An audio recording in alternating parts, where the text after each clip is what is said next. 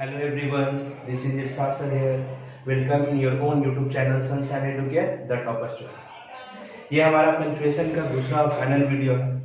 पहले वीडियो में हम लोगों ने पंचुएशन के बैकग्राउंड को समझा है कि पंचुएशन ओरिजिनेट कहाँ से हुआ है। लैटिन वर्ड पंचम से लिया गया है, जिसके माने पॉइंट के होते हैं।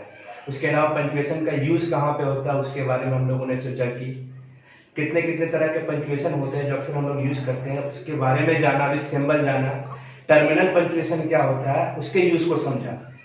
उसके बाद से अब हम लोग टर्मिनल पंचुएशन के बाद से जो पंचुएशन है आज हम लोग उसके ऊपर चर्चा करेंगे। तो उसके बाद टर्मिनल पंचुएशन के बाद आता है पॉज पंचुएशन। तो पॉज पंचुएशन का पहला टॉपिक जो आता है वो आता है कॉमा। तो कॉमा के बारे में मैं बता रहा हूँ कि it indicate the shortest pause, मतलब कुछ देर के लिए, सबसे कम वक्त के लिए जो रुकते हैं हम लोग, तो वहां पे कॉमा का इस्तेमाल करते हैं। बस इस बात को ध्यान में रखिएगा कि कॉमा का सबसे बेसिक यूज है कि जहां पे कुछ देर के लिए हम लोग रुके, बस कॉमा देके हम लोग क्या करते हैं, काम चला लेते हैं, बस आगे बढ़ जाते हैं। तो कॉमा सबसे शॉर्टेस्ट पॉज है।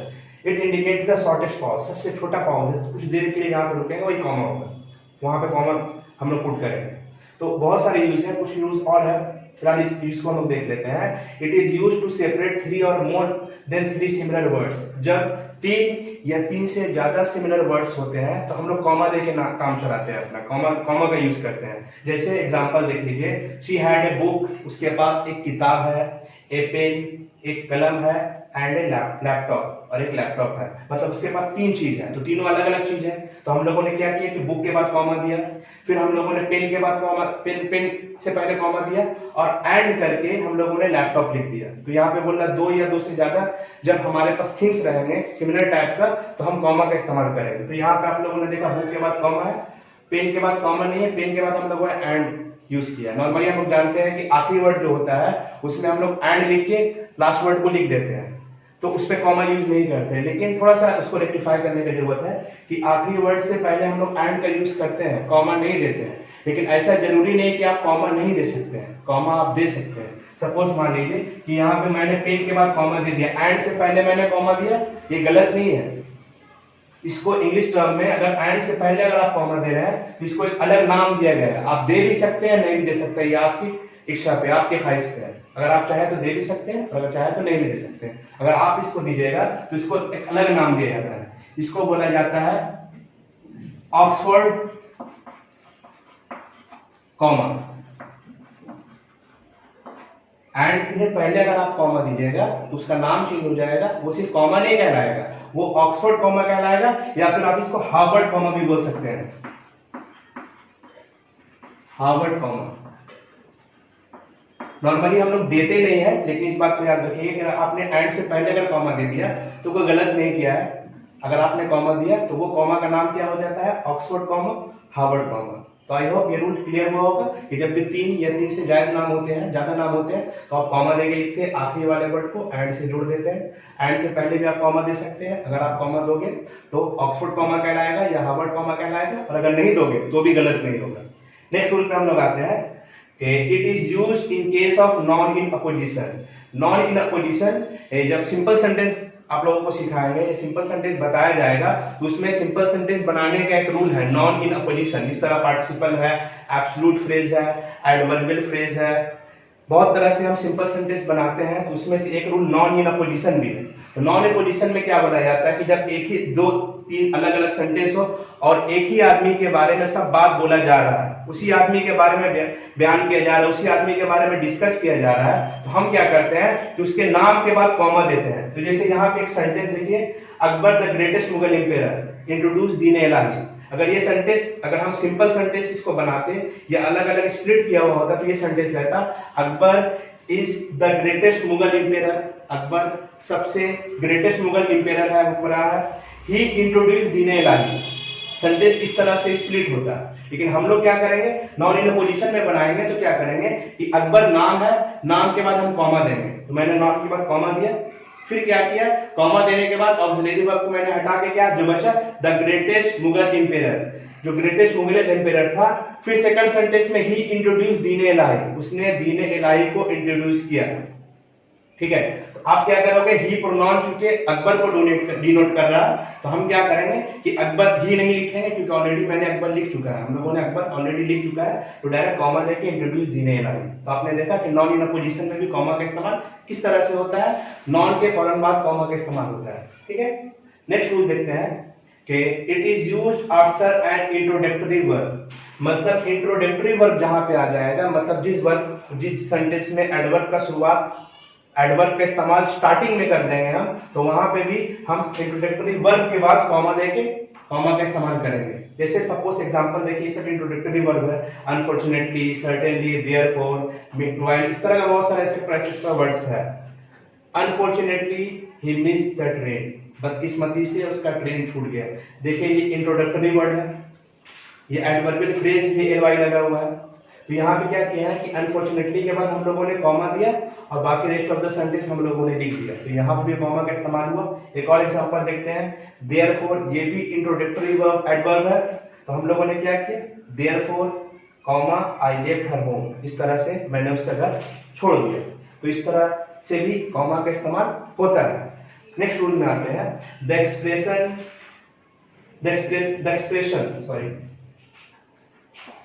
Expression coming after the salutation and complimentary closing in letter, मतलब लेटर वगैरह हम लोग लिखते हैं तो उसमें सैल्यूटेशन एक इज्जत के साथ, एहतराम के साथ सेंटेंस का स्टार्ट करते हैं हम लोग, या फिर खात्मा एंडिंग करते हैं, तो उन सब वर्ड्स के साथ भी कॉमा का इस्तेमाल होता है। जैसे डियर सर, डियर फ्रेंड्स करके लिखते हैं, डियर फ्रेंड्स, तो वहां पे भी आप कॉमा दोगे।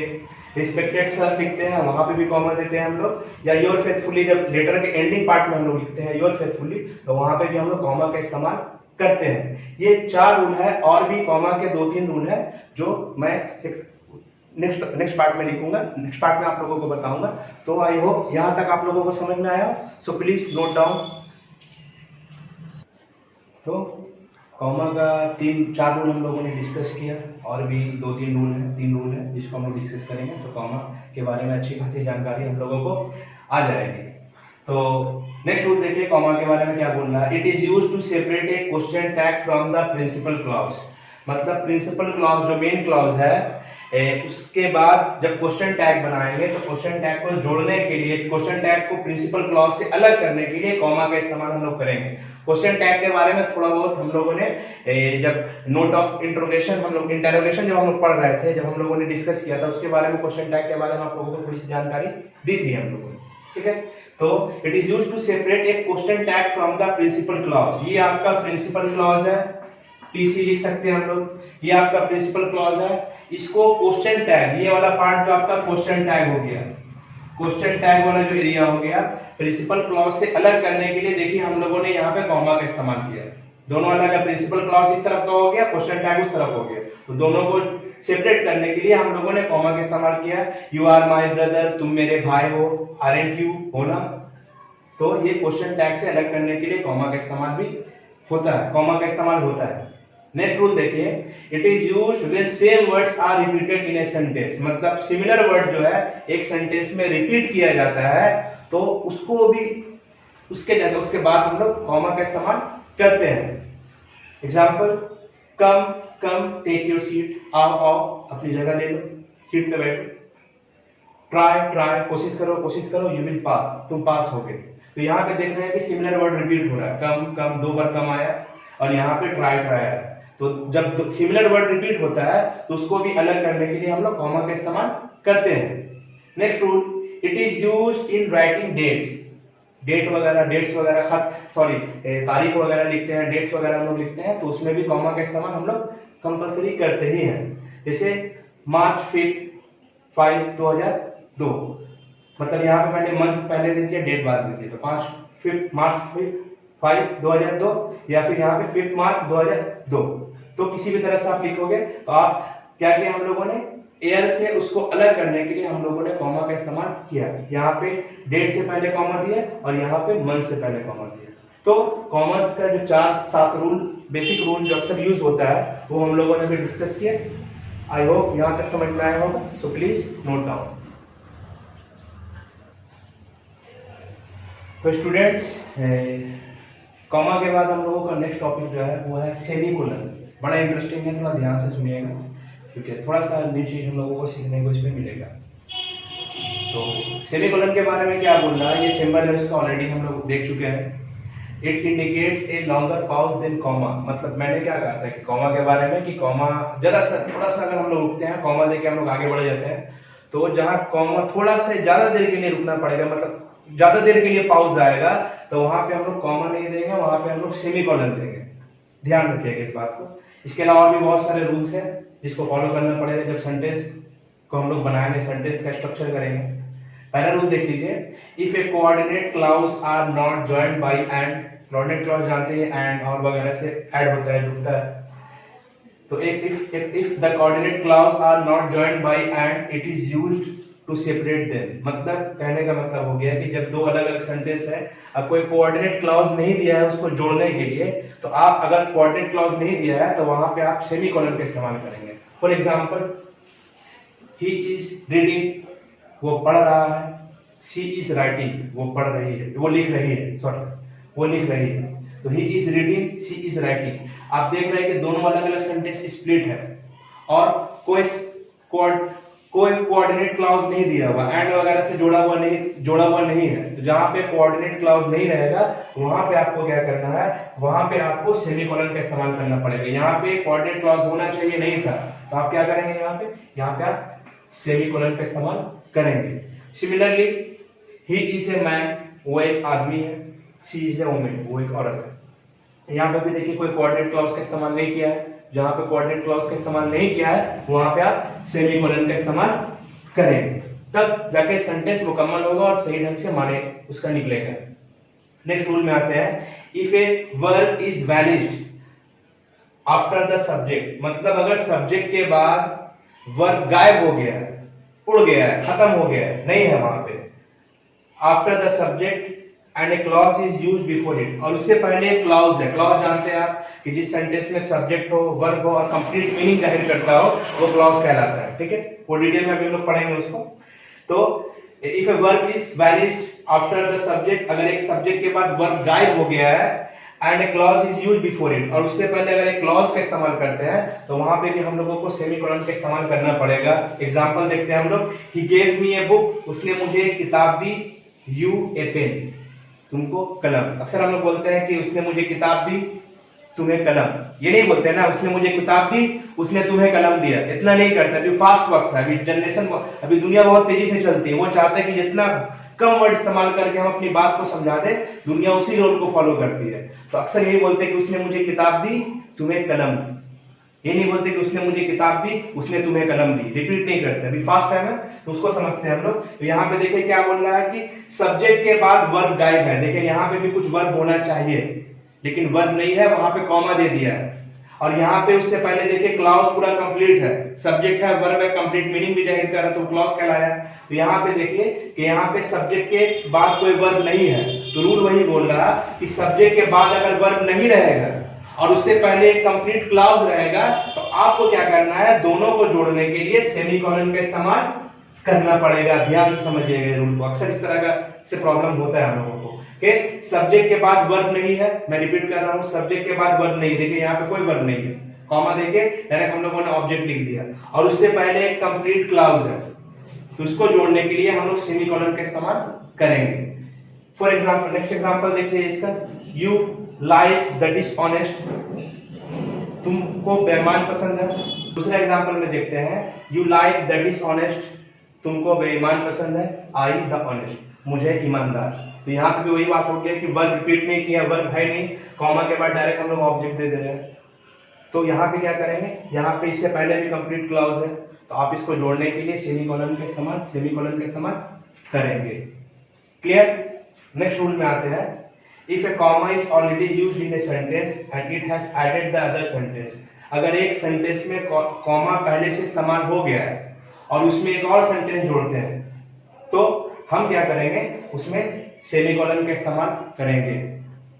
इसको प्रैक्टिकली देखते हैं हम लोग। देखिए, Aris is a good laborious boy, यहाँ पे देखिए कि दो एडजेक्टिव को जो है हम लोगों ने जोड़ा, दो एडजेक्टिव को जोड़ा हम लोगों ने, एक गुड एक लेबोरियस। आरिस एक अच्छा और मेहनती लड़का है, यहाँ पे कॉमा का इस्तेमाल हम लोगों ने किया।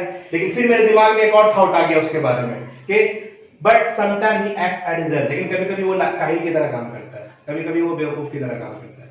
तो यहाँ पे आरिस के बारे में मेरे दिमाग में ख्याल आया कि वो एक अच्छा लड़का है, एक मेहनती लड़का है, लेकिन दिमाग में एक और थॉट आ गया, तो हम लोगों ने ऑलरेडी एक बार कॉमा का इस्तेमाल कर चुके हैं, तो दूसरी बार कॉमा का इस्तेमाल नहीं करेंगे। हम लोग क्या करेंगे, वहां पे सेमीकोलन का इस्तेमाल करेंगे। क्लियर? आई होप सेमीकोलन के से रिलेटेड जो भी कंफ्यूजन वगैरह होता होगा आप लोगों को क्लियर होगा।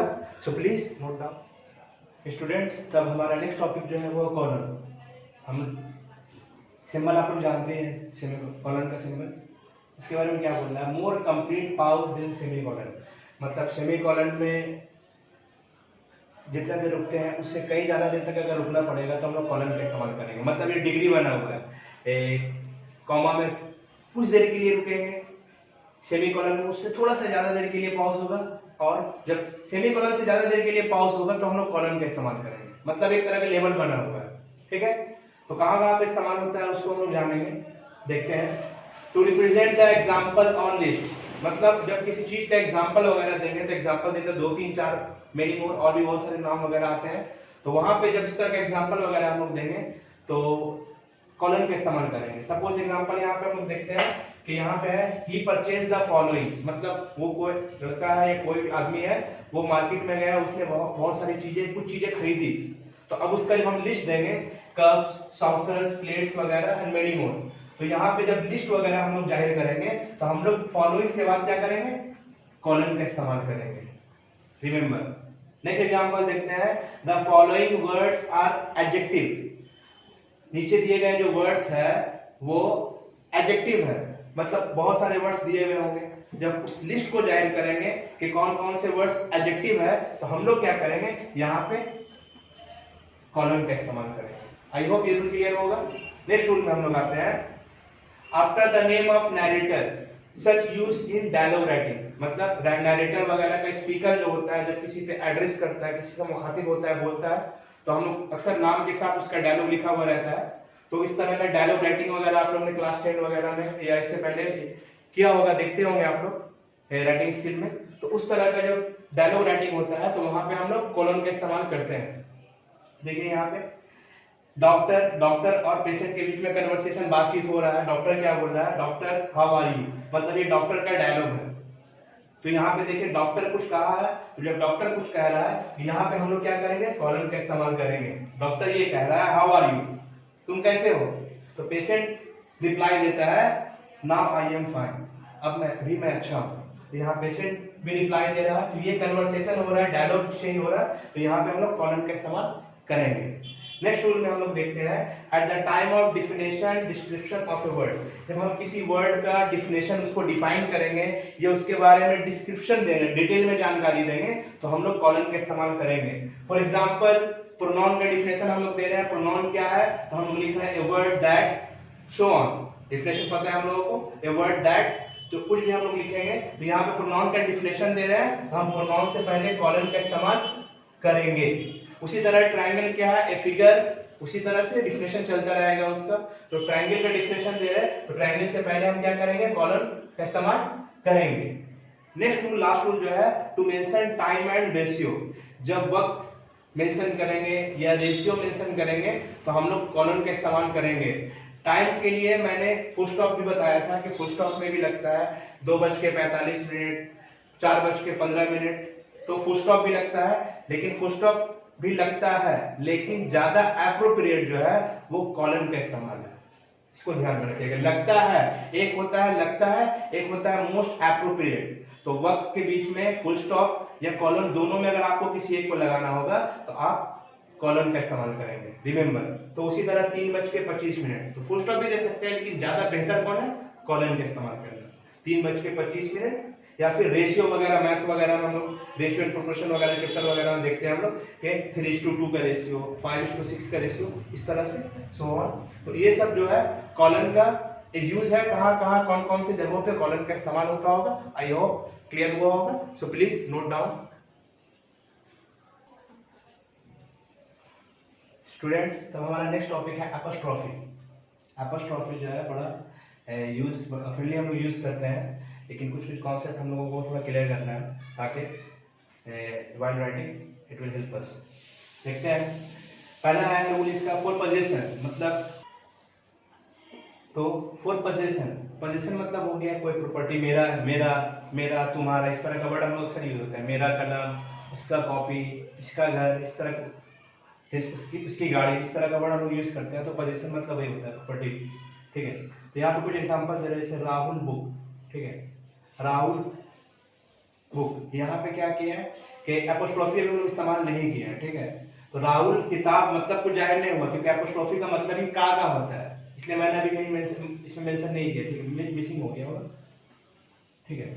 राहुल बुक, अब एपोस्ट्रोफी लग गया तो मतलब हो गया कि राहुल की किताब। नेक्स्ट देखिए, माई मदर्स सिस्टर, मतलब मेरी मम्मी की बहन। मतलब यहाँ पे देखिए डबल एपोस्ट्रोफिस लग रहा है। एक मम्मी की मम्मी, मतलब जहां पे एपोस्ट्रोफिस लग जाता है उसके माने का क्या निकलते हैं, मेरी मम्मी की बहन।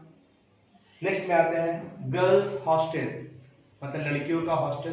तो लड़कियों का हॉस्टल, देखिए गर्ल्स में एपोस्ट्रोफिस लगा, मतलब लड़की का हॉस्टल, ठीक है। यहाँ पे देखिए गर्ल्स, यहाँ पे प्लूरल है, जमा प्लूरल, ठीक है। तो प्लूरल है तो क्या करेंगे कि नॉर्मली सिंगुलर रहता है तो कॉमा देखने के बाद एस लिखते हैं, लेकिन जहां पे प्लूरल रहेगा तो हम आखिर में अगर एस रहेगा तो हम क्या करेंगे, एस के बाद एपोस्ट्रोफिस देखेंगे। सबसे बड़ा एग्जांपल, सबसे सिंपल एग्जांपल हम लोगों को कोचिंग का टैगलाइन देखते होंगे, sunshine Educare the toppers choice. यहाँ पे और भी बहुत सारे बच्चे टॉप किए हैं, एक से कई ज्यादा बच्चे टॉप किए हैं, तो इसलिए देखिए टॉपर्स के बाद इसके बाद हम लोगों ने एपोस्ट्रोफिस दिया है। तो जहां पे जमा रहेगा तो वहां पे एपोस्ट्रोफिस जो लगेगा वो इसके बाद लगेगा। रिमेंबर, ये थोड़ा सा ध्यान रखिएगा इसको कि जहां पे जमा रहेगा, प्लूरल रहेगा, वहां पे इसके बाद आप कॉमा देंगे। नेक्स्ट देखिए, विकास नाम है, विकास नाम है, नाम के बाद एस है, तो यहाँ पे अब हम लोग एस देंगे या ना देंगे, कंफ्यूजन हो गया कि अभी तो आप सर बोले कि जब वर्ब में एस रहेगा तो आप इसके बाद कॉमा देंगे, लेकिन यहाँ पे क्या आ गया, यहाँ पे नाम आ गया विकास, विकास के आखिरी में एस आ गया, तो अब कंफ्यूजन हो गया कि यहाँ पे एस देंगे या ना देंगे। तो यहाँ पे आपको एस देना पड़ेगा, क्योंकि यहाँ पे नाम है, वहां पे प्लूरल था, जमा था, इसलिए आपने एस के बाद कॉमा दिया, लेकिन यहाँ पे नाम है इसलिए आपको कॉमा के बाद एस देना पड़ेगा। तो विकास मोबाइल, अब मतलब निकला विकास का मोबाइल। उसी तरह नेक्स्ट रूल में देखिए, omit a letter in abbreviation. Abbreviation मतलब समझ में आता है कि किसी भी चीज को शॉर्ट फॉर्म में तोड़ के लिखते हैं, शॉर्ट में लिखते हैं, तो वो एब्रिविएशन होता है उसका, ठीक है।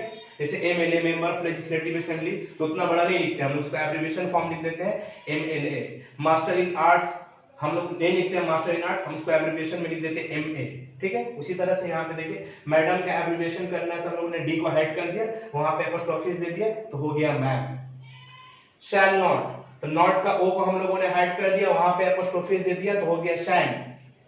हैव नॉट, तो यहाँ पे ओ को हम लोगों ने हाइड करके वहां पे एपोस्ट्रोफिस दे दिया, तो हो गया हैवेंट। इज नॉट, नॉट में ओ को हम लोगों ने हाइड कर दिया, तो वहां हो गया इजंट। क्लियर, तो एब्रिविएशन फॉर्म में भी एपोस्ट्रोफिस का इस्तेमाल होता है। नेक्स्ट है टू मेक डिजिट्स और लेटर प्लूरल, मतलब डिजिट्स और लेटर को प्लूरल बनाने के लिए हम लोग इस एपोस्ट्रोफिस का इस्तेमाल करते हैं। दोनों एग्जांपल दे दिए। अब हम नॉर्मली यही जानते हैं कि क्या होता है कि किसी नॉन में एस या ईएस लगा देंगे तो वो प्लूरल बन जाएगा। हम लोगों का कॉन्सेप्ट यही है कि नॉन में एस या ईएस लगा दो वो प्लूरल बन जाएगा, लेकिन ऐसा नहीं है। जहां पे नंबर का बात आ जाए, लेटर का बात आ जाए, तो वहां पे कुछ अलग रूल फॉलो करना पड़ेगा आपको। तो 5s ये प्लूरल फॉर्म नहीं हुआ, ये गलत हो गया, सही ये होगा 5 पे आपने एपोस्ट्रोफिस लगाया, ये सही हुआ। ms ये इसका प्लूरल नहीं हुआ, ऐसा नहीं कि एस लगा दिया तो प्लूरल हो गया, ये गलत हो गया, ये आपका सही हुआ। उसी तरह दीज ये गलत हो गया, THE में आपने एस लगा दिया तो ये प्लूरल नहीं हुआ, ये गलत हो गया, आपका सही हो गया दीज।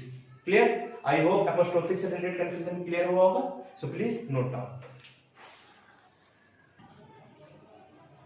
तो स्टूडेंट्स नेक्स्ट टॉपिक हम लोगों का है, एक साथ में हम लोग पढ़ते हैं, क्योंकि बहुत तरह का सिमिलर कंफ्यूजन होता है कि कहाँ पे हम डैश का इस्तेमाल करेंगे, कहाँ पे हाइफन का इस्तेमाल करेंगे। तो इसके साथ मैं बता रहा हूँ कि डाइस के बारे में, बोथ साइड स्पेस, मतलब जब भी हम लोग डाइस देंगे ना तो दोनों तरफ स्पेस देना पड़ेगा थोड़ा थोड़ा, ठीक है। और हाइफन में बिल्कुल उसका कॉन्ट्रास्ट है कि जहाँ पे हम लोग हाइफन देंगे वहाँ पे स्पेस नहीं देंगे। क्लियर, डाइस में दोनों तरफ स्पेस रहता है, हाइफन में स्पेस नहीं देंगे हम लोग। डैश के बारे में क्या बोल रहा है कि डैश का इस्तेमाल duration of number, dates and time, ठीक है। मतलब जब नंबर, डेट या टाइम्स का ड्यूरेशन को जाहिर करेंगे हम लोग, तो हम लोग डैश का इस्तेमाल करेंगे। क्लियर? फॉर एग्जांपल 1920 टू 1950 ये ड्यूरेशन जाहिर कर रहा है 1920 से 1950, 1920 से 1950। देखिए दोनों तरफ स्पेस दिया है मैंने, डैश का इस्तेमाल हुआ। 11 से 20 अप्रैल, 11 अप्रैल से 20 अप्रैल, देखिए यहाँ पे भी डैश का इस्तेमाल हुआ है। टाइम, ये डेट जाहिर हो रहा है, और time 6 AM to 10 AM to 6 PM, मतलब 10 AM डैश 6 PM, मतलब 10 बजे सुबह से 6 बजे शाम तक। ठीक है, तो यहाँ पे डेट, टाइम और नंबर में किस तरह का इस्तेमाल होता है, आई होप क्लियर हुआ होगा। अब आते हैं हाइफन में। हाइफन में देखिए, it is used in the formation of A compound non. जब दो नॉन मिलके एक वर्ड बनता है तो कंपाउंड नॉन कहलाता है, आप लोग जानते हैं। तो जब दो नॉन मिलके एक कंपाउंड नॉन बन रहा है तो उसमें हम लोग हाइफन का इस्तेमाल करेंगे। जैसे देखिए sister in law, sister in law, दो नॉन मिलके एक वर्ड को फॉर्म कर रहा, बना रहा। तो यहाँ पे देखिए मैंने सिस्टर के बाद हाइफन दिया है, फिर इन के बाद हाइफन दिया, लॉ, सिस्टर इन लॉ मिलके एक वर्ड बन गया, sister in law. Well known, दो वर्ड को मिला के एक वर्ड हम लोगों ने बना दिया, तो इसमें भी देखिए हाइफन का इस्तेमाल किया, वेल नोन, जाना पहचाना। कमांडर इन चीफ, देखिए यहाँ पे भी दो वर्ड मिलके, कमांडर और चीफ मिलके एक वर्ड को फॉर्म किया। तो यहाँ पे देखिए, यहाँ पे कमांडर इन चीफ में भी हाइफन का इस्तेमाल हम लोगों ने किया है, बीच में कोई स्पेस नहीं दिया है। सेकंड रूल में आते हैं, use in the formation of a new word by adding prefix. Infix का तीन पार्ट है, प्रीफिक्स, सुफिक्स, इनफिक्स, है ना। एफिक्स का तीन पार्ट है, प्रीफिक्स, सुफिक्स, इनफिक्स। ठीक है, तो उसमें से प्रीफिक्स पहले लगता है, जानते हैं, कंफ्यूजन अक्सर होता है कि प्रीफिक्स पहले लगाएंगे बाद में लगाएंगे, तो नॉर्मली यही बोलते हैं। ये देखो, प्रीफिक्स पारा मतलब पा मतलब पहले, सुफिक्स मतलब साइड में, और इनफिक्स मतलब बीच में। ठीक है, जैसे फुट का फिट होता है, तुत का तीत होता है इनफिक्स में। ठीक है, तो प्रीफिक्स में क्या होगा, पहले वर्ड लगा के हम लोग इसका इस्तेमाल करेंगे। कोऑपरेशन, देखिए को ऐड किया हम लोग और उसमें हाइफन दे दिए तो कोऑपरेशन हो गया, एक वर्ड बन गया कोऑपरेशन। कलेक्ट में री लगा दिए, प्रीफिक्स दिए और हाइफन का इस्तेमाल कर दिए तो रिकलेक्ट हो गया। तो ये सब वर्ड मिला के एक पर्टिकुलरली नया वर्ड बना रहा है। तो किस तरह से हम लोग डैश का इस्तेमाल करते हैं और हाइफन का इस्तेमाल करते हैं, आई होप क्लियर हुआ होगा। So please note down students. तो नेक्स्ट टॉपिक आते हैं हम लोग, कोटेशन मार्क और पैरेंथेसिस। ठीक है, दोनों को इंडिविजुअली डिस्कस करेंगे हम लोग। कोटेशन मार्क थोड़ा सा ध्यान दीजिएगा क्योंकि अक्सर ऑफनली हम लोग यूज करते हैं कोटेशन मार्क में। ठीक है, तो कोटेशन मार्क को दो पार्ट में बांटेंगे हम लोग। ठीक है, एक डबल इन्वर्टेड कॉमा, एक सिंगल इन्वर्टेड कॉमा।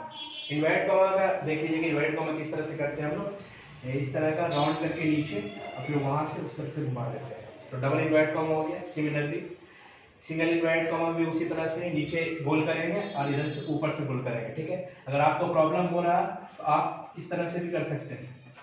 ठीक है, और सिंगल में भी सेम पैटर्न फॉलो कर सकते हैं, लेकिन ये करना ज्यादा बेहतर है।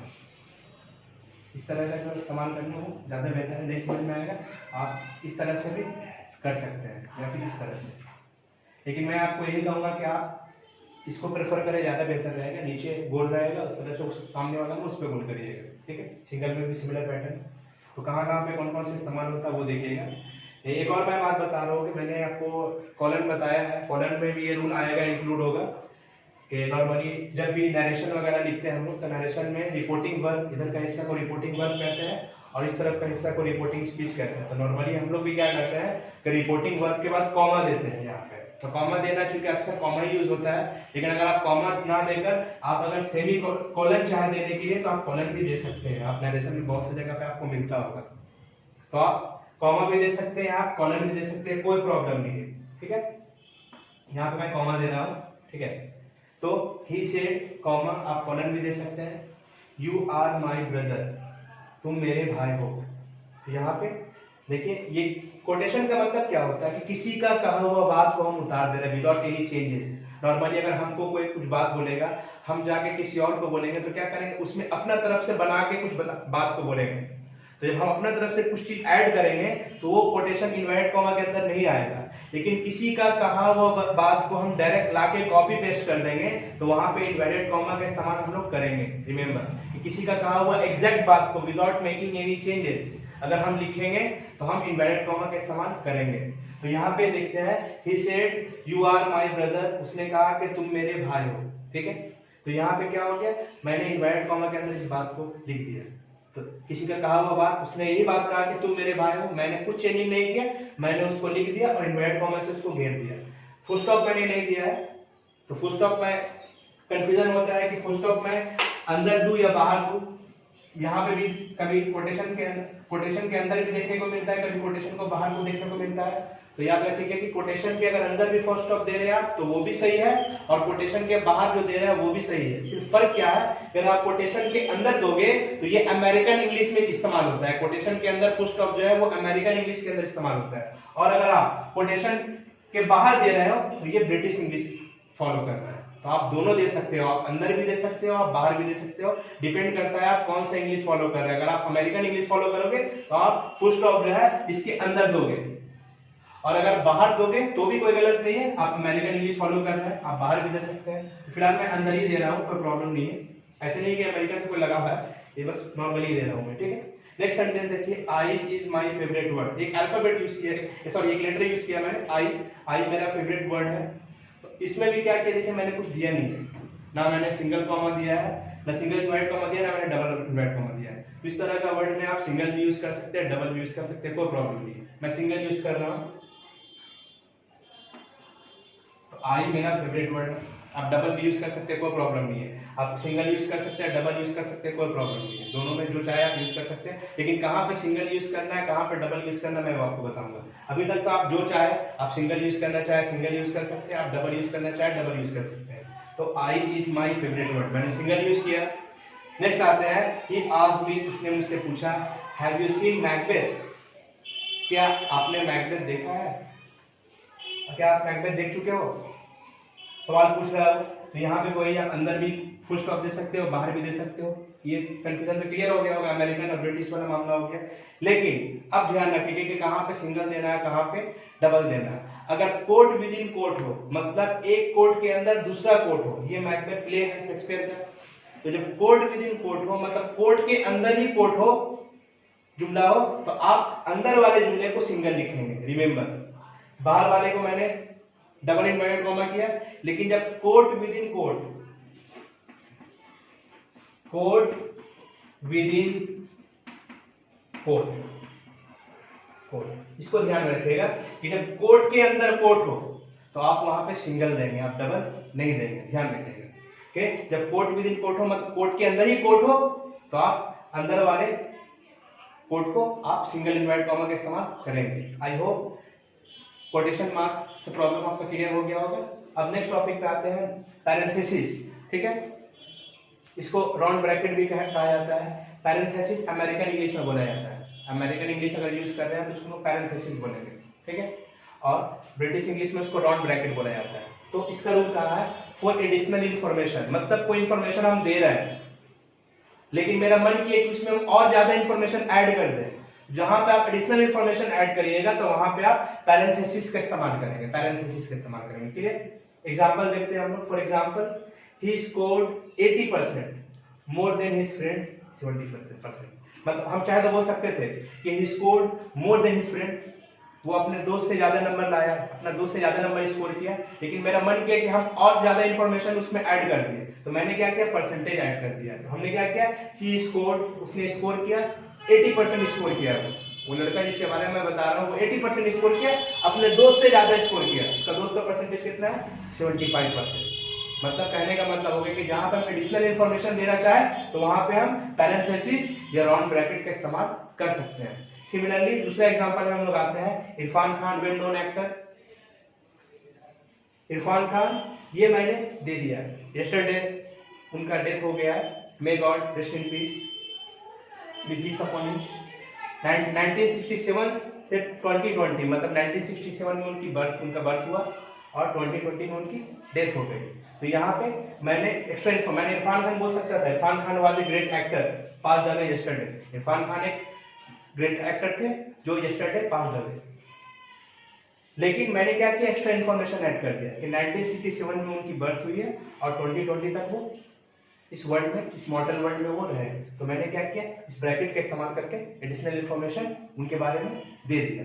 तो आई होप पैरेंथेसिस का इस्तेमाल भी क्लियर आप लोगों को समझ में आ गया होगा। So please note down students. Last 2 topic बचे हैं जिस पर हम चर्चा करेंगे। देखते हैं क्या क्या है। पहला है स्लैश। स्लैश के बारे में क्या बोला जा रहा है? इंडिकेट द वर्ड और। अक्सर हम लोग बोलते हैं ये काम करोगे और, या फिर वो ऑप्शन जहां पे तलाश करते हैं हम लोग, ऑप्शन जहां पे तलाश करते हैं कि मेरे साथ ऑप्शन है ये या वो, इस तरह का वर्ड के लिए। और एग्जाम में क्वेश्चन आता है और करके रहता है, चाहे ये करे आप या वो करे, जहां पे ऑप्शन आ जाएगा ये करना है या वो करना है, तो वहां पे हम लोग स्लैश वगैरह का इस्तेमाल करते हैं। इंडिकेट द वर्ड और can be used to separate day, month और ईयर। डे, मंथ और ईयर को सेपरेट करने के लिए, अलग करने के लिए भी स्लैश का इस्तेमाल हम लोग करते हैं। जैसे फॉर एग्जाम्पल, प्लीज टेल, मेहरबानी करके बताइए, where he she is present, मतलब कोई लड़का मेल या फीमेल है कि वो कहाँ पे है। तो मेल या फीमेल दोनों में से कोई भी मिल जाए, दोनों में किसी को तलाश कर रहे हैं, चाहे मेल मिल जाए, ही मिल जाए या शी मिल जाए, इसलिए मैंने स्लैश का इस्तेमाल यहाँ पे किया है। तो जहां पे और का ऑप्शन हो, चाहे ये हो या वो हो, तो वहां पे हम लोग स्लैश का इस्तेमाल करेंगे। नेक्स्ट एग्जांपल के डेट और टाइम और मंथ के लिए इस्तेमाल होता है। तो यहाँ पे देख लीजिए, ये मंथ है, ये डेट है 30/4 अप्रैल 2020। तो इस तरह से हम लोग लिखते हैं। तो इन सब चीजों में स्लैश का इस्तेमाल होता है। सो स्लैश के बाद ellipsis, last but not the least topic हम लोगों का पंक्चुएशन है। इलिप्सिस 3 डॉट करके, 3 डॉट देके हम लोग कोई इन्फॉर्मेशन को कंटिन्यू रखने के लिए इलिप्सिस का इस्तेमाल करते हैं। जैसे to continue with extra information, मतलब किसी टॉपिक से, किसी सेंटेंस में बहुत ज्यादा एक्स्ट्रा इन्फॉर्मेशन दिया जा रहा है लेकिन हमको उतना नहीं बोलना है, हमको इन ब्रीफ बोलना है, तो हम क्या करते हैं? इलिप्सिस का इस्तेमाल करते हैं। फॉर एग्जांपल, से 1 2 3, किसी बच्चे को कहा गया बोलो 1 2 3 4 5 से 100 तक बोलो, तो बच्चा 1 2 3 4 5 6 से 100 तक बोलेगा। तो उतना बोलने से बेहतर क्या है कि 1 2 3 करके अगर इन रिटर्न अगर हम लोग लिखने में इस्तेमाल करेंगे तो हम लोग 1 to 100 तक उतना नहीं लिखेंगे, बल्कि हम लोग क्या करेंगे?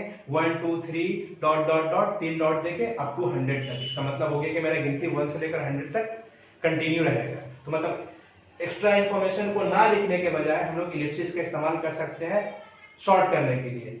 She had a monitor, a calculator, a pen. दूसरा एग्जांपल में देखिए, she had a mobile, she had a mobile, उसके पास एक मोबाइल है, कैलकुलेटर है, पेन है, और भी बहुत सारी चीजें हैं जो हमको जानने में मेरी इच्छा नहीं है, ख्वाहिश नहीं है। तो हम क्या करेंगे? उसमें डॉट डॉट देके सेक्टर लिख दिए। मतलब और भी बहुत सारी इंफॉर्मेशन है, लेकिन मेरे लिए इतना ही काफी है। वह हम डॉट डॉट करके इलिप्सिस का इस्तेमाल करके इंफॉर्मेशन को कंटेंट रोक सकते हैं। सो इलिप्सिस के बारे में भी आई होप आपको जानकारी मिल गई होगी। जितने भी पंक्चुएशन इसको हम लोगों ने डिस्कस किया, अक्सर हम लोग रोजमर्रा की जिंदगी में और डेली लाइफ हम लोग उसको देखते हैं, इसका इस्तेमाल करते हैं। तो आई होप हम लोगों ने जो भी पंक्चुएशन सीखा है, नेक्स्ट टाइम जब आप राइटिंग स्किल वगैरह, लिखने वगैरह में इसका इस्तेमाल करेंगे तो इन सब रूल को फॉलो करेंगे, इन सब रूल को अपने ध्यान में रखकर ढंग से याद करने के लिए आपको उसको लिखना पड़ेगा।